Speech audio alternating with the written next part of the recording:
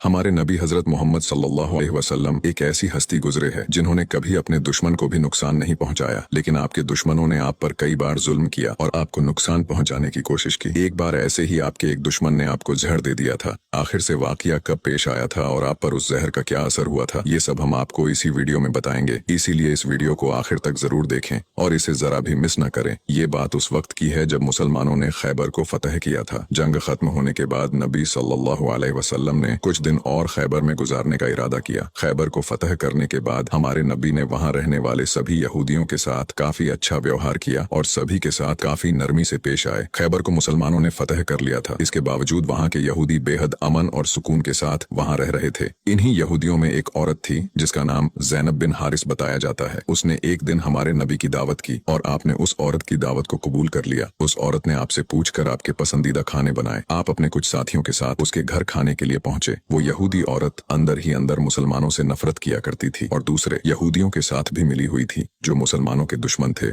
उस औरत ने खाने में पेश होने वाले बकरी के गोश्त में जहर मिला दिया था। जब जहर से भरे उस गोश्त को आपके सामने पेश किया गया और आपने खाने के लिए एक निवाला उठाया और अपने मुंह में रखा तो आप समझ गए कि इसमें जहर मिला हुआ है। आपने तुरंत अपने साथियों को खाना खाने से रोक दिया और कहा कि इसमें जहर मिला हुआ है, लेकिन अफसोस के आपके कुछ साथी उस वक्त तक कुछ गोश्त खा चुके थे जिसकी वजह से उनकी शहादत हो गई। कहा जाता है कि जहर के बारे में हमारे नबी को उस जहर की बोटी ने ही खबरदार किया था। इस वाक़े के बाद उस औरत के साथ साथ उसके सभी साथियों से पूछताछ की गई तो उन्होंने न सिर्फ अपना गुनाह कबूल किया बल्कि ये भी कहा कि हमने आपके साथ ये इसलिए किया क्योंकि हम ये देखना चाहते थे कि आप अल्लाह के सच्चे नबी हैं या नहीं। अगर आप अल्लाह के सच्चे नबी हैं तो इस जहर का आप पर असर नहीं होगा और अगर आप अल्लाह के नबी नहीं हैं तो हमें आपसे छुटकारा मिलेगा। ये बात तो सब जानते हैं कि हमारे नबी ने कभी किसी से बदला नहीं लिया, जबकि आप पर कई बार बहुत जुल्म किया गया जिसके बारे में कोई सोच भी नहीं सकता। लेकिन जब उस जहर की वजह से आपके सहाबा की शहादत हुई थी तो कानून के मुताबिक उस औरत को भी कत्ल कर दिया गया। लेकिन कुछ रिवायतों में आता है कि उस औरत ने खुदकुशी कर ली थी। वही कुछ रिवायतों में कहा जाता है कि उस औरत को माफ कर दिया गया था। इस बारे में कई मुफस्सरीन अपनी अलग अलग राय रखते हैं। एक हदीस में हजरत आयशा फरमाती है कि जब नबी सल्लल्लाहु अलैहि वसल्लम की जिंदगी के आखिरी दिन चल रहे थे और आप बीमार रहा करते थे, उस समय आप कहा करते थे कि खैबर में जो मैंने जहर से मिले हुए गोश्त का टुकड़ा खाया था उसका दर्द मैं आज भी महसूस कर सकता हूँ। ये बात कई किताबों से साबित है कि उस जहर का असर हमारे नबी के आखिरी दिनों में देखा गया था और इसी जहर के असर ने आपकी वफात में एक अहम किरदार अदा दिया था।